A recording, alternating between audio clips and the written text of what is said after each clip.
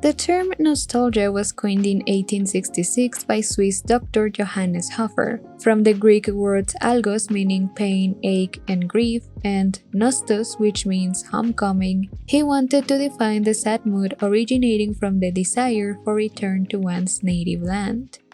In the beginning, those who were diagnosed with this malady were soldiers who found themselves away from home, fighting for their nations, but it eventually became a universal feeling.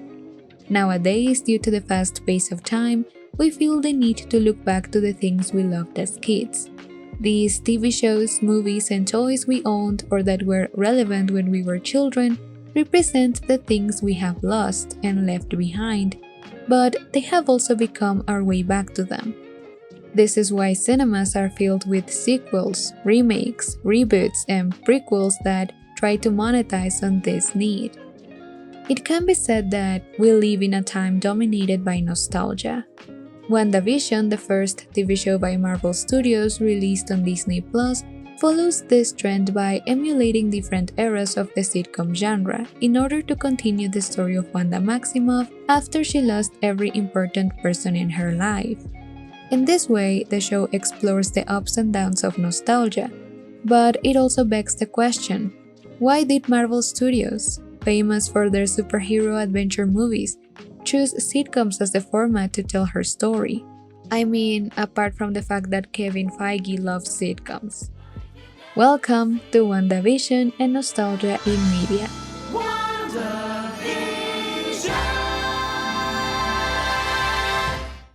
Before we begin, please don't forget to subscribe to this channel if you like movies, video games, books, and that kind of stuff. Help me grow this community where we all love nerd stuff and are depressed. Oh, and spoilers ahead.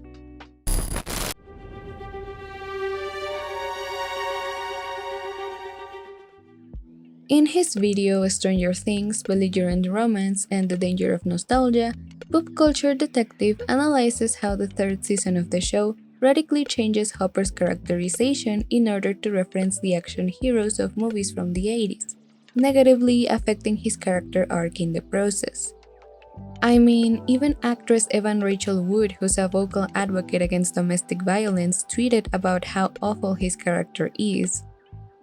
But this is just an example of the whole trick of Stranger Things. It creates a perfect copy of old media from the 1980s without taking into account how times and audiences have changed. This dangerous aspect of nostalgia that refuses to acknowledge the passing of time is defined by Svetlana Boym in her book The Future of Nostalgia as restorative nostalgia. The past for the restorative nostalgic, she writes, is not a duration but a perfect snapshot.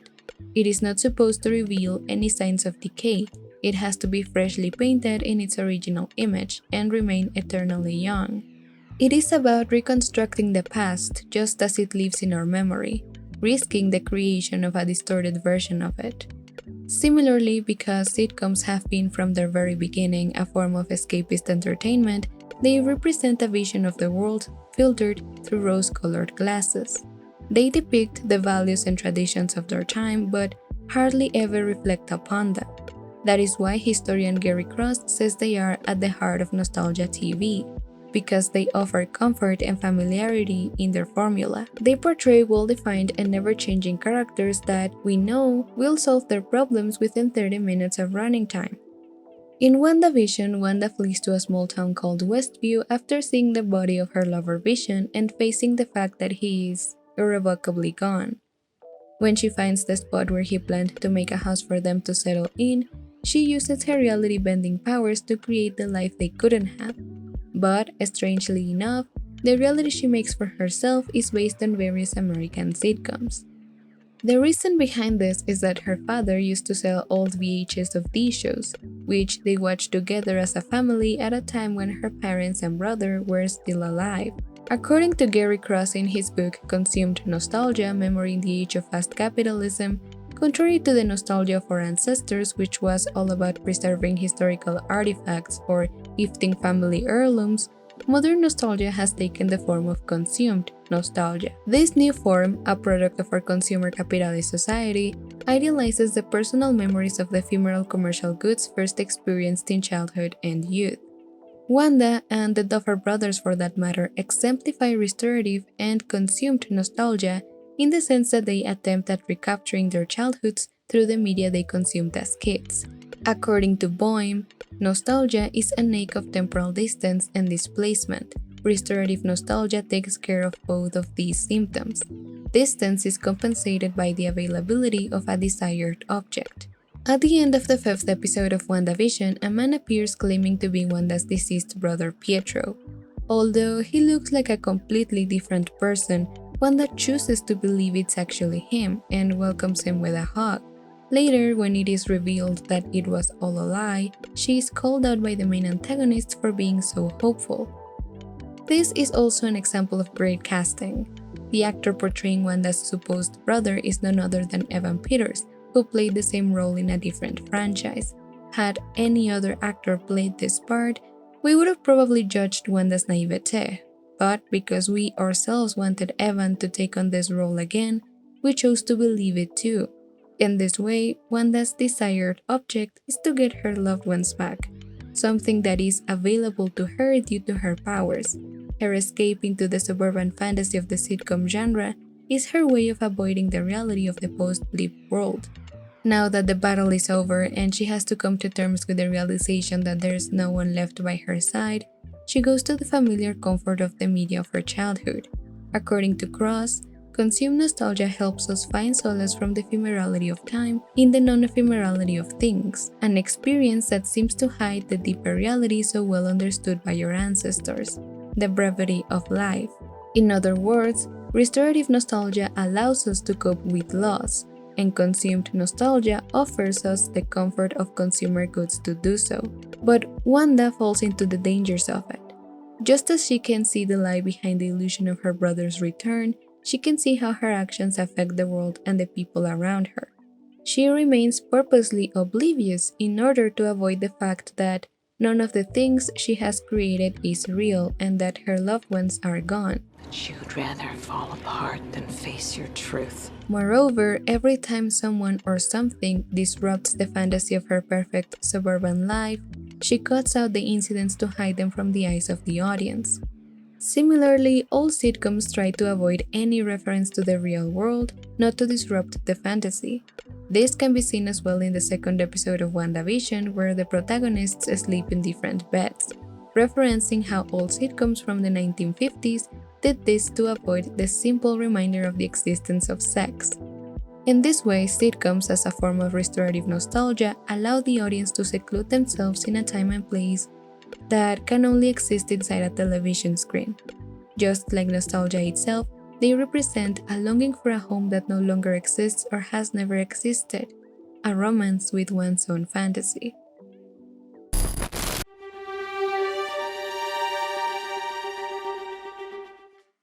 In the 2nd episode of WandaVision, Don't Touch That Dial, the main couple has to participate in a talent show. At an attempt to fit in and impress the residents of Westview, Wanda decides to perform a magic act. However, and in a perfect recreation of sitcom shenanigans, Vision swallows a piece of gum. Because his android system is not designed to digest food, he starts to malfunction, and instead of performing the rehearsed acts he and Wanda had planned out, he tries to impress his audience with his actual superpowers. But because Wanda wants to appear as normal as possible, she, ironically, tricks her neighbors into believing they are watching a mere set of illusions by unveiling the supposed mechanics behind every trick. In my opinion, this could be a good metaphor to describe WandaVision as a whole. Doesn't make sense, does it? No, terrible metaphor. Every episode emulates and references specific sitcom eras from the 1950s to the 2010s, drawing inspiration from shows such as The Dick Van Dyke Show, I Love Lucy, Bewitched, The Brady Bunch, Full House, Malcolm in the Middle, Modern Family, and The Office, amongst many others. Marvel Studios' commitment to the illusion is outstanding, even having the production fit the aesthetic. The first episode, for instance, was recorded in black and white, and, as its name indicates, in front of a live studio audience. They used a 4:3 aspect ratio, and for the second episode, the same type of lighting used in 1960s sitcoms. However, with each new episode, the show's creators let us see more and more behind the veil until we get to episode 4, fittingly titled We Interrupt This Program, in which we get to see what is happening outside Wanda's perfect suburban life and the dark truth behind it. The show indicates this switch of reality by expanding the screen's aspect ratio and, in consequence, our perspectives. This in itself is also a reference to the history of sitcoms. Whereas in the beginning they were supposed to represent an idyllic representation of daily life, as the decades progressed, they allowed more and more discourse from the real world to filter through. All in the Family, for instance, a sitcom from the 1970s, a time when the women's liberation movement was most active, portrayed the family dynamics between a progressive woman and her misogynist father. Oh, they're putting me on regular next week, but they're paying me less than they paid the man who used to run the forklift. Oh, well, come on, Irene. After all, it's a well-known fact. Men are worth more than women. Archie, have you been reading Playboy? No, Irene, the Bible. In the same way, sitcoms from the early 2000s like Malcolm in the Middle up to the 2010s like Modern Family represented a less sanitized portrait of the American family and had the characters address the audience directly, recognizing the artificiality of previous sitcoms and television itself. In other words, sitcoms became self-aware. It is no coincidence then that in the 7th episode of WandaVision, which emulates the mockumentary style of Modern Family and The Office, we see a Wanda who is struggling to keep up the fantasy, her domestic haven collapsing as her emotional state begins to falter. In the words of Svetlana Boym, a cinematic image of nostalgia is a double exposure or a superimposition of two images, of home and abroad, past and present, dream and everyday life. The moment we try to force it into a single image, it breaks the frame or burns the surface.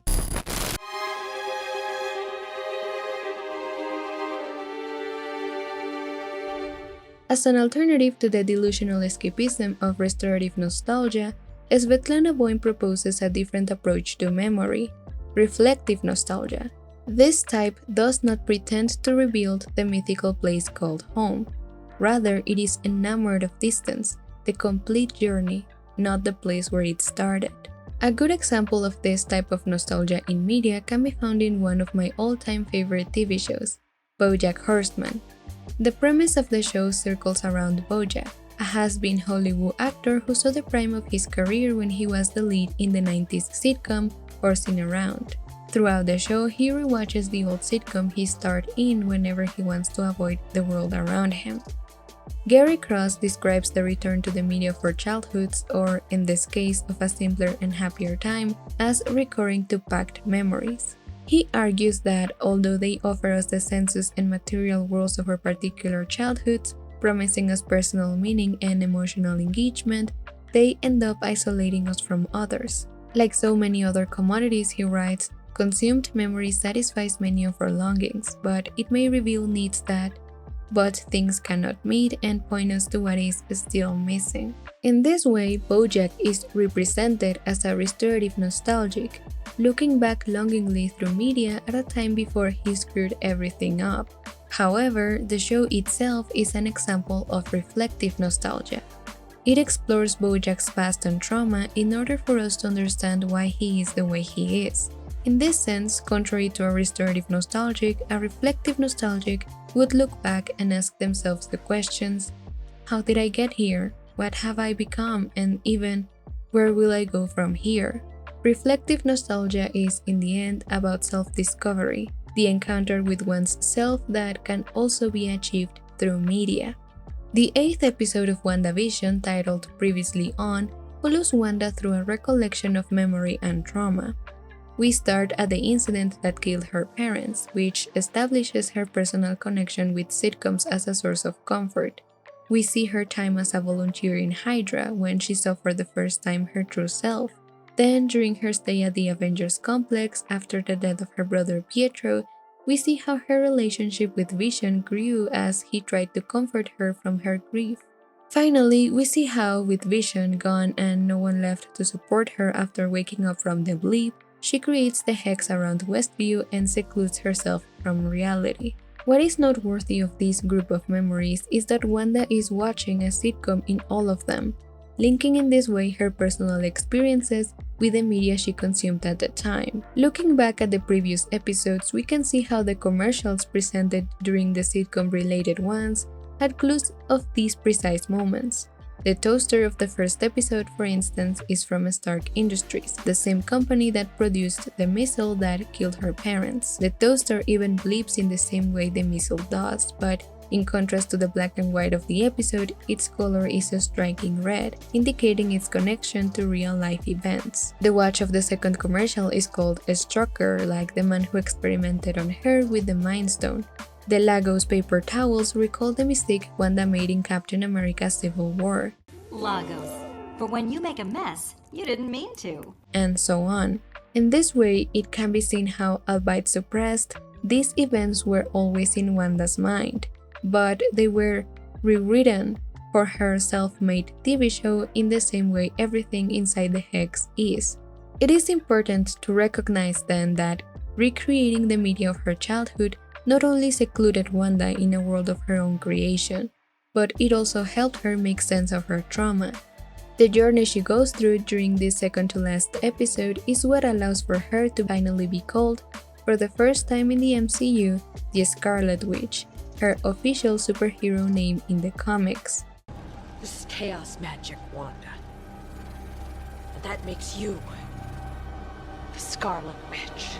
In this sense, consumed nostalgia doesn't necessarily consume us. Such goods often help us define ourselves.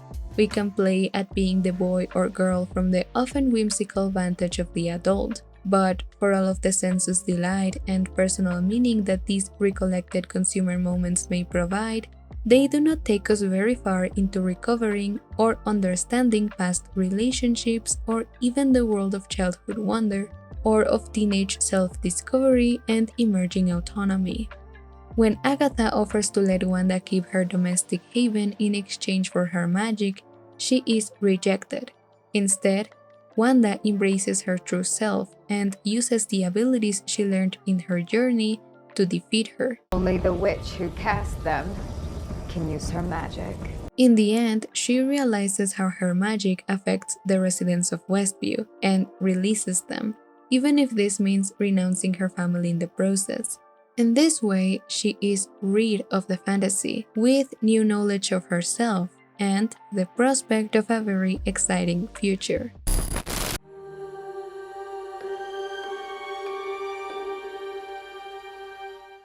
Although restorative nostalgia represents the dangers of idolizing the past, reflective nostalgia represents the bright side. In the words of Janelle Lynn Wilson in her text, Here and Now, There and Then, Nostalgia as a Time and Space Phenomenon, nostalgia is not a mere passive longing for the past, but a potentially dynamic vehicle for re-envisioning and recreating various pasts and futures. Such considerations of nostalgia prompt us to think about then and there, here and now, but also, perhaps, focus our attention on future times and places. Wanda re-envisions and recreates the media of her past in order to imagine a better future. Even if she momentarily falls into the illusion of the world she created, in the end, this process of nostalgia allows her to process her grief, recognize herself, and ultimately move on. It could be said then that WandaVision was the perfect way to begin Marvel's Phase 4. After losing the heroes we saw on the big screen for 10 years, it lets us eager to see what comes next. Hey there, if you're still here, wow, thank you. I know I'm kinda late in the whole WandaVision hype, but this video spent a long time in the making. It was a very ambitious project to me since I chose a very complex topic, and it turned out to be the longest one I've had to edit. And it took me longer than usual because I also had to focus on my finals. So if you liked it, please let me know by leaving a like and hitting the subscribe button. WandaVision has kinda become one of my comfort shows, so I would like to know what your personal experience with the show was. Please let me know in the comments down below. Remember that you can also hit me up on Twitter and Instagram and follow me to see updates and more nerd content while I upload the next video. which will probably be about Cruella. So if you're into that, don't forget to click the bell to get notified when it comes out. Hopefully, it won't take too long. Thank you very much for watching, and I'll see you next time.